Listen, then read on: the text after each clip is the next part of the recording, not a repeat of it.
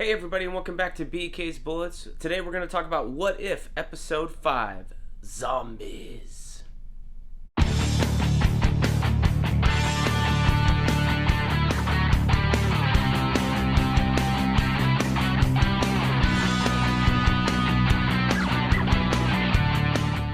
Hey everybody and welcome back to BK's Bullets. As always, I'm your host Brent Casina, and today we're talking more What If. This is Episode 5, What If Zombies? Where does this come from? Well, before we explain all that and talk about our review, I'd like to ask you to please do one thing. Please subscribe. Helps me out, helps the channel grow, lets you know when I drop new videos, all that good stuff. So, Marvel Zombies, or What If Zombies? Where does this come from? Why is this a what if story? And, it seems really random based off everything that we've seen before. Like, the last couple episodes, all were based on a choice. Whereas this one is just very like, hey, what if Banner, after Thor Ragnarok at the beginning of Infinity War, landed on an alternate Earth where there are zombies? And here we go. And I think the episode was a whole lot of fun, but the Marvel Zombies thing comes from this comic book called Marvel Zombies, written by Robert Kirkman of Walking Dead fame, drawn by Sean Phillips, who basically works exclusively with Ed Brubaker now. And with covers by Arthur Sudiem, they're all like homage covers, as you can see this homage cover to Amazing Fantasy 15, first appearance of Spider-Man. They did 5 series of this, and it may be like a 6th or 7th one. The Marvel Zombies craze lasted a long, long time, at least through Marvel Zombies 3. And then I think it fizzled out as Kirkman left, and they gave it to a new writer and artist, and they tried to keep it going. But, this is really where it came from. The actual idea of the Marvel Zombies came from an issue of Ultimate Fantastic Four, written by Mark Millar and drawn by Greg Land, and story was then continued here by Robert Kirkman, who I think most of us credit for the actual story of it. So this is where it is. Now, in this comic book, you can see basically it doesn't tell you how the zombies got that way, but all the characters do talk. And that's the fun twist about this Marvel Zombies, is that the characters are self-aware, they talk to each other, they know they're zombies, they need to eat human flesh and brains, they just can't help themselves. And it's that weird dichotomy of that self-awareness of eating all their friends while they're doing it that makes this book kind of fun and enjoyable. We did not get that here in the animated show. This was pretty much like a straight up zombie horror movie, as you would expect from, Walking Dead, 28 Days Later, Night of the Living Dead, Day of the Dead, Dawn of the Dead, all that stuff. So these zombies are not self-aware, but they do have their own powers, which I thought was interesting, that they weren't kind of mindless. They were, if you were operating the Iron Man suit, Tony Stark still shooting his repulsor rays. Wasp later on still does the shrinking and stuff like that. So I thought that was pretty interesting, that the zombies were, not that dumb, in that they still had their powers and used them in an effective way to, to try and eat all their people. So I did find it kind of interesting here, but then again, it was like, why? And this just really, I feel like I want to say that they're doing a good job with this What If series by having all of these random episodes that are like, well, yeah, that really feels like a what if comic, instead of really shaping a story. But at the same time, maybe I kind of want shaping a story, because that's what we've gotten for the last 3 series with WandaVision, Falcon and Winter Soldier, and Loki. So maybe it's just something different that you didn't know that you wanted, and you didn't really know that you wanted all this different stuff. I gotta say, I do like the animation. I really feel like the animation is good a majority of the time. They're really doing a great job with this animation.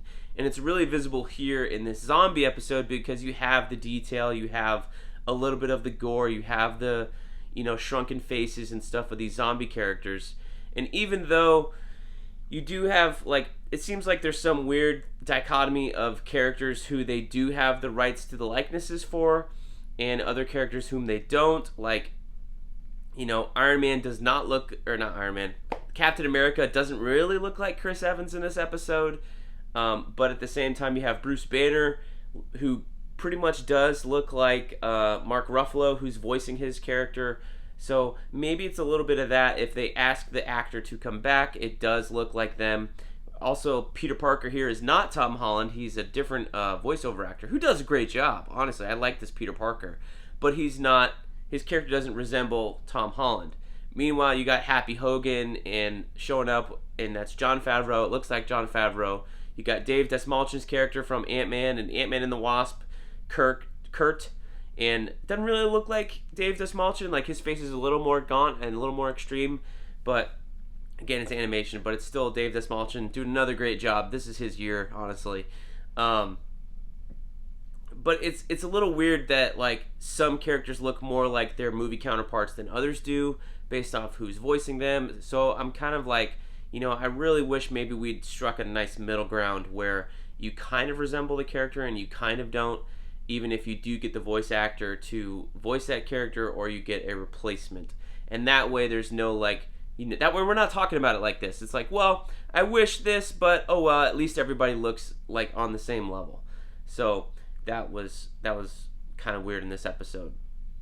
I will say, watching these What If episodes, as fun as some of them can be, it is very apparent that a movie actor does not make a great voiceover actor.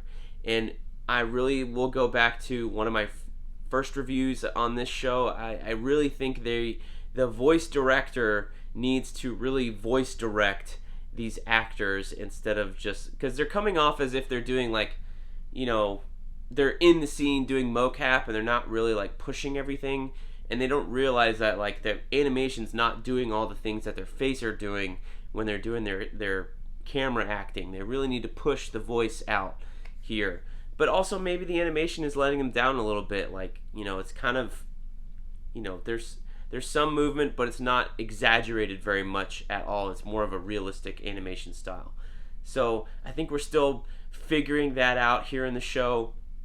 I do like having all the actors come back to do their voices, but at the same time, they're not really delivering. Like, Okoye Denai Guerra is back for her character here, and she's one of my favorite characters in the Marvel Universe. But in this What If episode, she's kind of stiff. Doesn't really have that charm that she had in the, Civil War movie, the Black Panther movie, the Infinity War, all that stuff when she appeared. So I'm really, like, noticing that because she's one of my favorite characters in the Marvel Universe, but she's lacking a lot of the charm she had, maybe because it's animation or because the voice directing is not up to par. I don't know.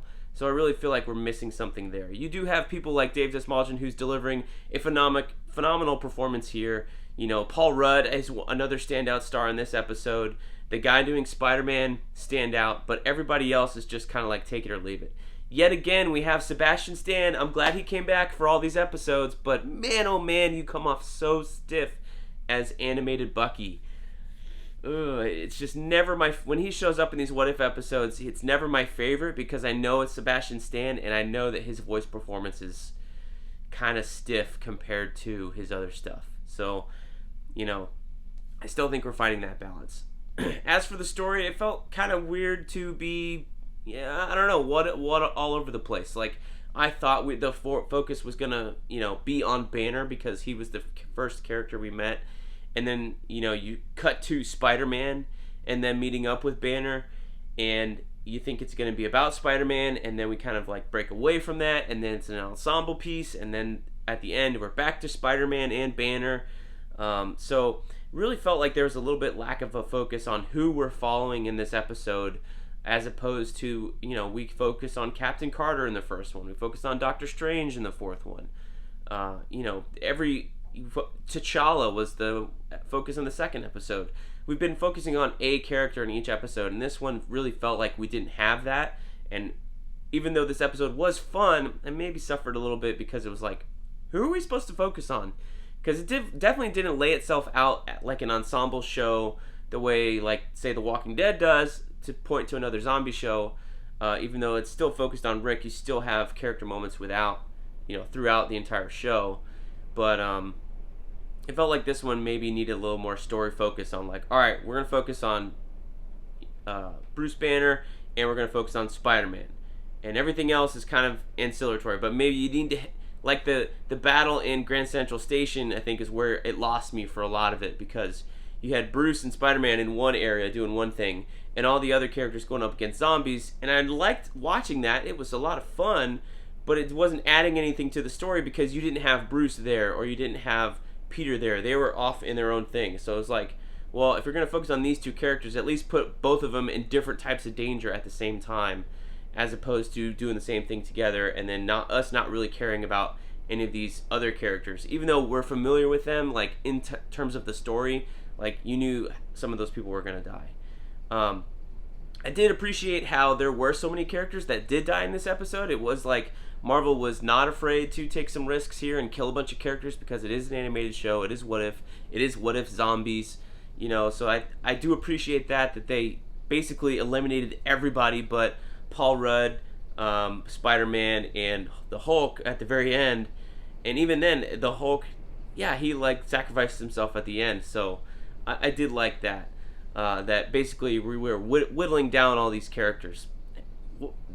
The thing with the Vision at the end kind of threw me for a bit, with like Wanda breaking out, and I was like, do we really need that? Like, I was kind of hoping for just a straightforward, like, Vision's doing something, but even then, it kind of felt like they were trying to make Vision the villain or the progenitor of this zombie massacre or whatever, and then it turned out not to be that at all. It was just like, oh yeah, Vision's messed up, and it felt like they were trying to cram too much into one episode, where that might have been two really good episodes of What If you had part one with them getting on the train and getting to Camp Lehigh, and part two focusing on Vision and all the horror of, his guilt and all of that. But to push them all in one felt a little disjointed and kind of packed. So, there you have it.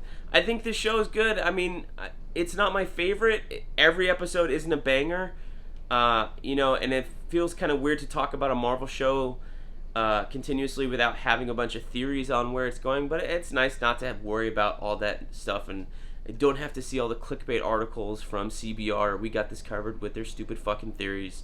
It's just, hey, here's a fun episode, go watch it. So that is nice. So we'll see what comes next from Marvel in the What If episodes. I think we're almost halfway through. I want to say there's like 8 or 10 of these. I want to say it's more than 8. Maybe there's 10 or 12. So I think we're approaching the halfway point. I'm interested to see where this goes. I really don't know what else is coming after this. I think maybe we'd only seen the preview animation from these first 5 episodes in the trailers, so I don't really know what's coming up next on the Marvel What If show. So that is fun, I think, to not know what's coming next. So let me know what you guys are thinking about What If down below. Is this your favorite episode? I certainly liked it, but it wasn't my favorite. I think my favorite still is the Doctor Strange one and Captain Carter, the first one.